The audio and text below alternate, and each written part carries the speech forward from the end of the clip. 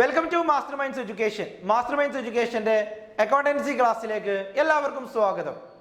ഇന്നിവിടെ നമ്മൾ ചർച്ച ചെയ്യുന്നത് ബേസിസ് ഓഫ് അക്കൗണ്ടിങ് ആണ്.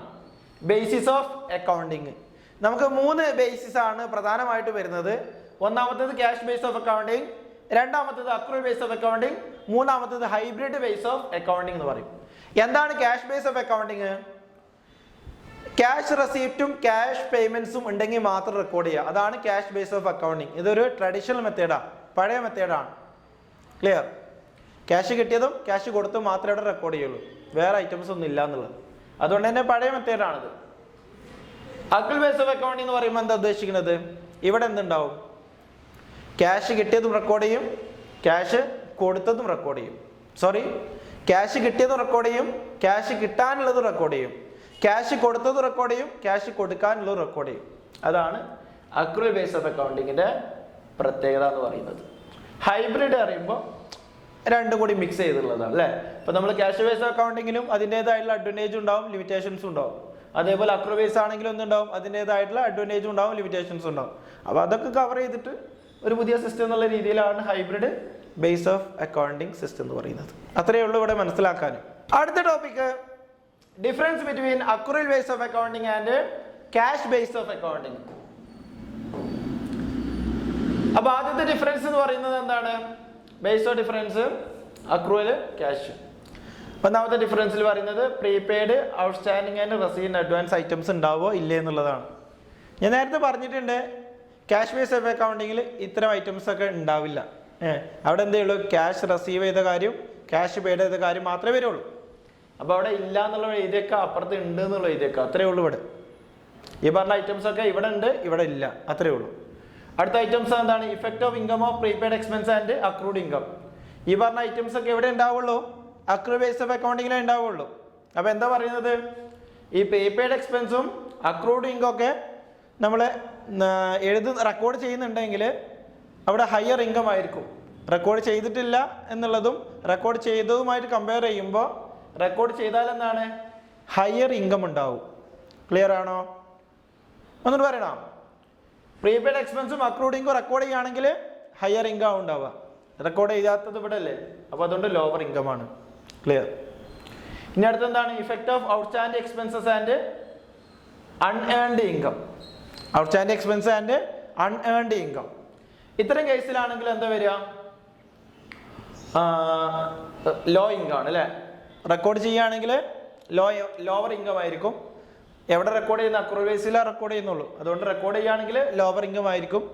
റെക്കോർഡ് ചെയ്യാത്തടത്ത് എന്തൊക്കെയാണ് വരിക? ഹയർ ഇൻകം ആയിരിക്കും വരിക. പിന്നെ തന്നെ ലീഗൽ പൊസിഷൻ ആണ്. ലീഗൽ പൊസിഷൻ എന്ന് പറഞ്ഞാൽ എന്താണ്? കമ്പനി ആക്ട് അംഗീകരിച്ചത് അക്രൂവൽ ബേസ് ഓഫ് അക്കൗണ്ടിങ് ആണ്, മറ്റേത് കമ്പനി ആക്ട് അംഗീകരിച്ചിട്ടില്ല. ക്ലിയർ ആണല്ലോ? അപ്പൊ 4 പറഞ്ഞു നമ്മൾ അല്ലേ.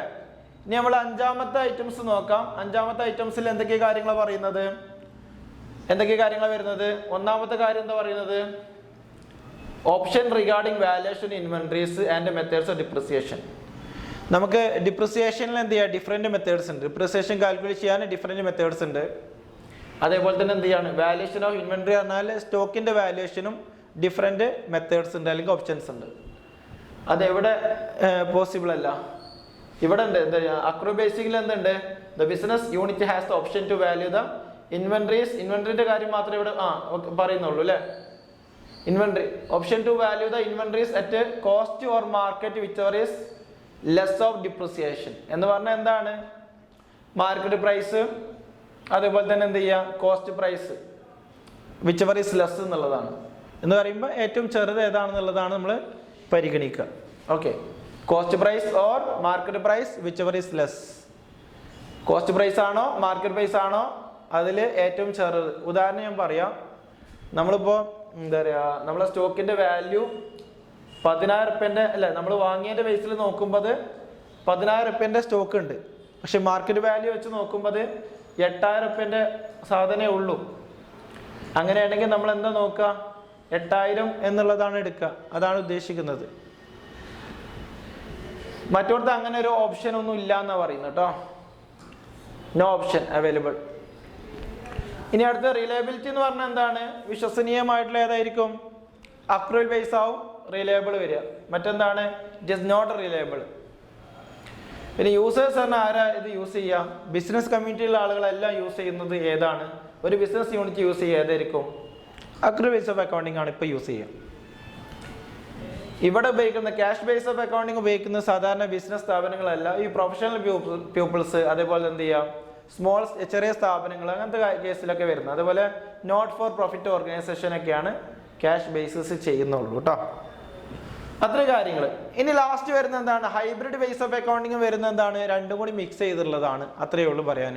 ഓക്കെ, ഇത്രയും കാര്യങ്ങളാണ് നമുക്ക് ഈ ക്ലാസ്സിൽ ചർച്ച ചെയ്യാനുള്ളത്. ഇതോടുകൂടി നമ്മുടെ ഈ ചാപ്റ്റർ 4 കംപ്ലീറ്റ് ആയിട്ടുണ്ട്. ഓക്കെ, അടുത്ത ചാപ്റ്ററുമായിട്ട് അടുത്ത ക്ലാസ്സിൽ കാണാം. Thank you.